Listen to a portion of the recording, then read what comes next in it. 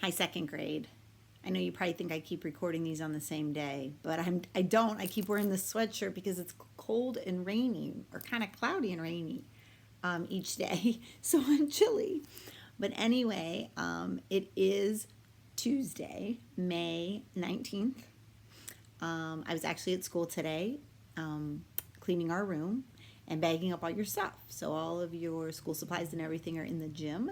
And I think Miss Mobley is going to reach out to your parents and let them know when they can come to school to collect them. But I put your writing folder and your math journal and your work on writing journal and all your supplies, school supplies, your math book, your math homework book, they're all in a bag for you and all your daily 3 clips, keeping the bag closed.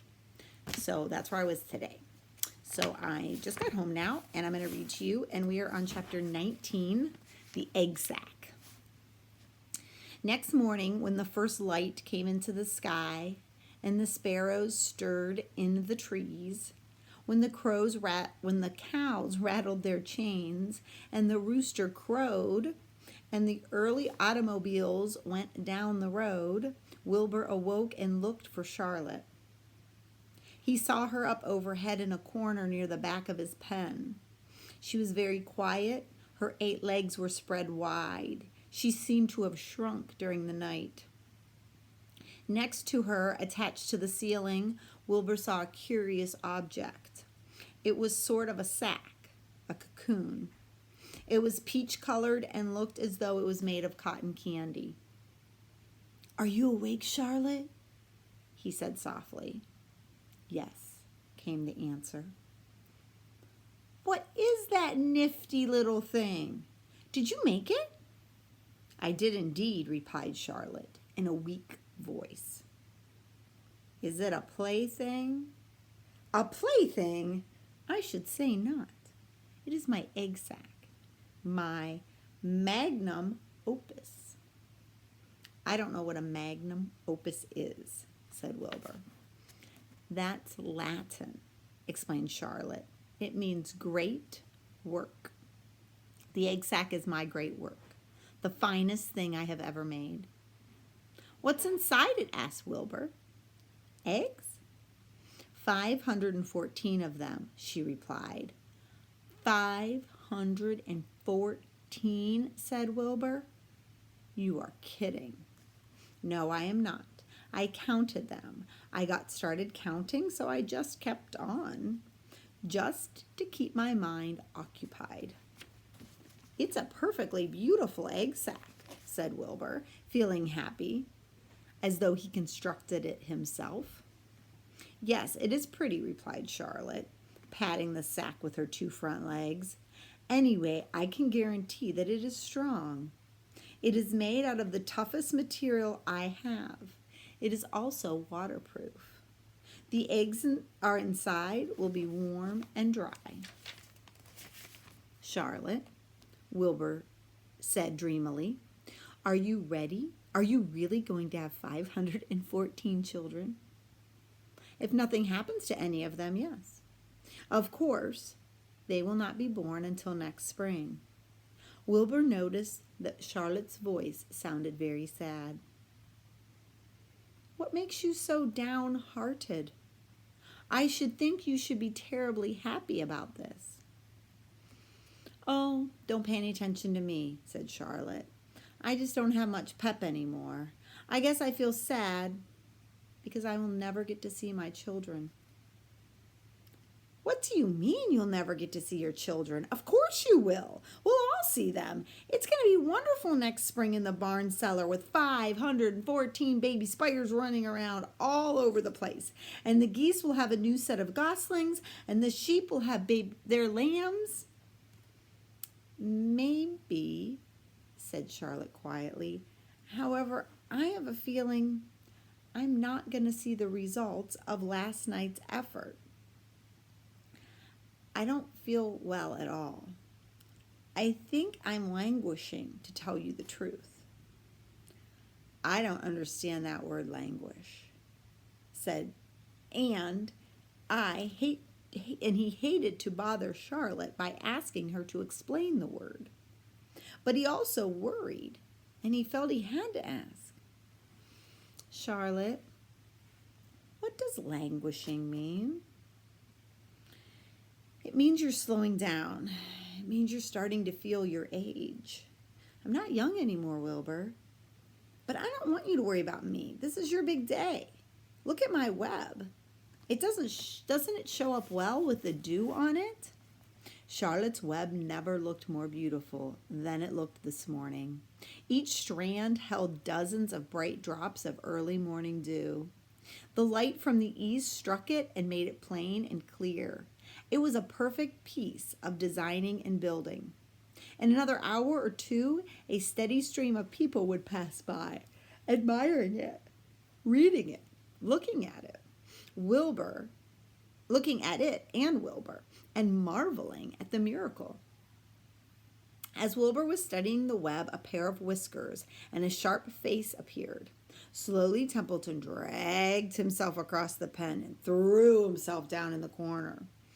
"I'm back," he said in a husky voice. "What a night." The rat was swollen twice his normal size. His stomach was as big and round as a jelly jar.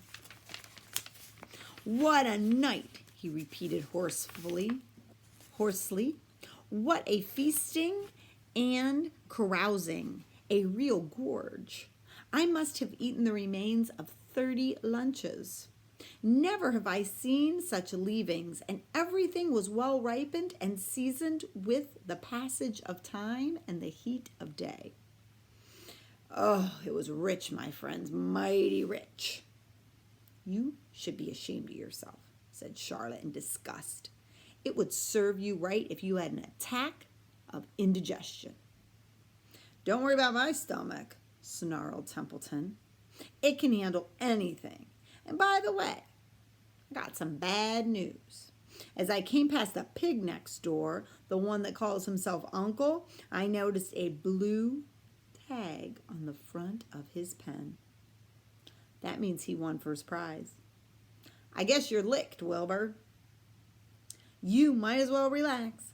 No one's going to hang a medal on you. Furthermore, I wouldn't be surprised if Zuckerman changes his mind about you. Wait till he gets a hankering for some pork, ham, or bacon. He'll take a knife to you, my friend." "Be still, Templeton. You are too stuffed and too bloated to know what you're saying. Don't pay attention to him, Wilbur." Wilbur tried not to think about what the rat just said. He decided to change the subject. "Templeton," said Wilbur, if you weren't so dopey, you would have noticed that Charlotte made an egg sac. She is going to become a mother. For your information, there are 514 eggs in that peachy little sack up there." "Is that true?" asked the rat, eyeing the sack suspiciously. "Yes, it is true," sighed Charlotte.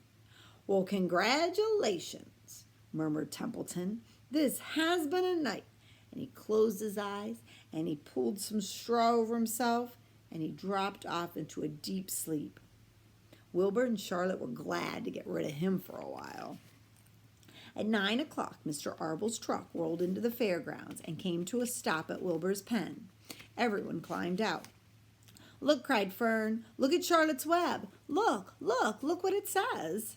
The grown-ups and the children joined hands and stood there studying the new sign. "Humble," said Mr. Zuckerman.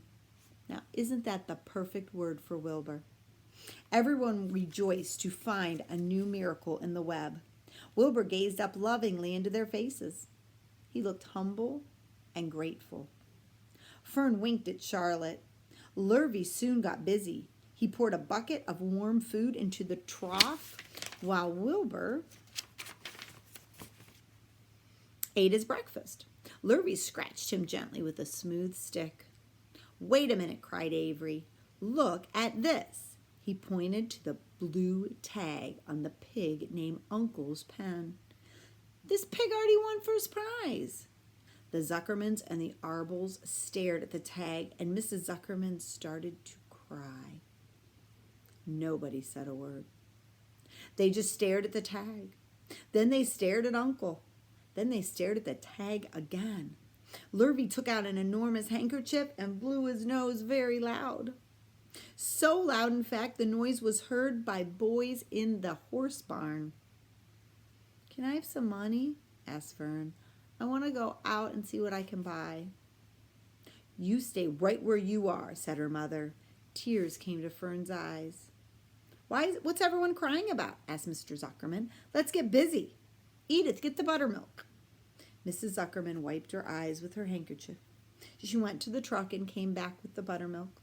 "It's time for your bath," said Mr. Zuckerman cheerfully. He and Mrs. Zuckerman and Avery climbed into Wilbur's pen. Wilbur slowly poured buttermilk on Avery slowly poured buttermilk on Wilbur's head and back, and it trickled down his sides and to his cheeks. Mr. and Mrs. Zuckerman rubbed it into his hair and to his skin, and passers-by stopped to watch. Pretty soon there was quite a crowd. Wilbur grew beautifully white and smooth. The morning sun shone on his pink ears. He isn't as big as the pig next door," remarked one person. "But he's cleaner. That's what I like, is a clean pig." "So do I," said another man. "And he's humble," said a woman, reading the sign in the web. Everyone who visited the pig pen had a good word to say about Wilbur. Everyone admired the web. And of course, no one noticed Charlotte.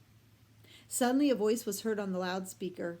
"Attention, please," it said. "Will Mr. Homer Zuckerman bring his famous pig to the judge's booth in front of the grandstand? There's a special award to be given there in 20 minutes. Everyone is invited to attend. Bring your pig in a crate, please, Mr. Zuckerman, and report to the judge's booth and the grandstands immediately." For a moment after this announcement, the Arbles and the Zuckermans were unable to speak or move. Then Avery picked up a handful of straw and threw it high in the air and gave a loud yell. The straw fluttered down like confetti right into Fern's hair. Mr. Zuckerman and Mrs. Zuckerman hugged each other, and Mr. Arble and Mrs. Arble gave a kiss. Avery gave Wilbur a kiss. Lurvy shook hands with everyone, and Fern hugged her mother. Avery hugged Fern, and Mrs. Arble hugged Mrs. Zuckerman. Up overhead on the shadows of the ceiling, Charlotte crouched unseen, her front legs encircling her egg sac. Her heart was not beating as strongly as usual. She felt weary and old. But she was sure at last that because of this award, Wilbur's life was saved. She felt peaceful and content. "We have no time to lose. They said to come immediately," shouted Mr. Zuckerman. "Lurvy, put the pig in the crate." "Can I get some money now?" asked Fern. "You wait," said Mrs. Arble. "Can't you see? We all are busy." "Put the empty buttermilk jar in the truck," commanded Mr. Arble. Avery got the jar and rushed to the truck. "Does my hair look okay?" said Mrs. Zuckerman. "It looks fine," said Mr. Zuckerman, and he and Lurvy put the crate down right in front of Wilbur. "You didn't even look at my hair," said Mrs. Zuckerman. "You're all right, Edith," said Mrs. Arble. "Just stay calm." Templeton was asleep in the straw, and then he heard the commotion, and it woke him. He didn't know exactly what was going on, but he saw men shoving Wilbur into the crate, and he made up his mind he was going to climb in there too. He watched for his chance, and when no one was looking, he crept into the crate and buried himself in the straw at the bottom. "All ready, boys," cried Mr. Zuckerman. "Let's go." He and Mr. Arble and Lurvy and Avery grabbed the crate and boosted it over the side of the pen and up into the truck. And Fern jumped aboard and sat on top of the crate. She still had the straw in her hair. She looked pretty and excited. Mr. Arble started the motor, and everybody climbed in, and off they drove to the judge's booth in the grandstand. And as they passed the Ferris wheels, Fern gazed up at it and wished she was at the top with Henry again. So that was the end of chapter 19. There are some pictures. Picture of the egg sac and of Charlotte.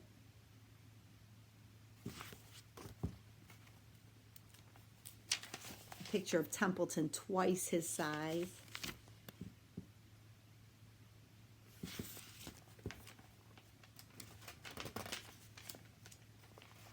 A picture of them all, our friends, hugging each other, all the characters, because Wilbur won a special prize. It'll be so exciting to see what prize that is. And there's Avery, I think, picking up the straw to throw in the air after he stands on his hands. So we are done with chapter 19. We have chapter 20 and 21 and 22. We have 3 more chapters and we're done. So that would, today's Tuesday. So Wednesday, Thursday, Friday, 3 more days, and then Mrs. Fulop will be done with Charlotte's Web. So we are on page 155. 155. So, all right, second grade, thanks for listening. This was a long chapter, but a good one.